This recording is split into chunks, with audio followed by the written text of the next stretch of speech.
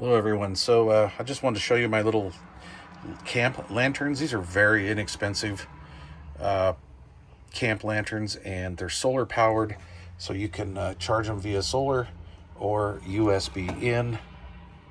And these have been nice to have around camp. It's very subtle lighting.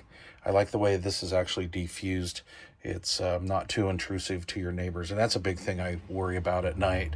I don't want to disturb the neighbors, but yeah, I mean, we use them for about a half hour, 40 minutes at a time. I've never really had one go dead, but they're kind of nice when we're done with using them. We just put them next to the rig down by the tires or something, or maybe up on a picnic table, just wherever they can get a little bit of light to charge back up for the next use.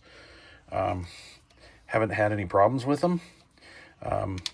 We have just kind of this spotlight feature, or of course you can extend it up like this as more of a lantern.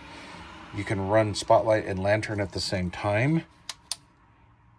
Yeah, that took a little bit of juice away from that, but like I say, these have been sitting, let's see, about 6 months, almost 6 months, about 5.5 months. And I thought I'd just show you guys. I was amazed that they were going to fire up, quite honestly.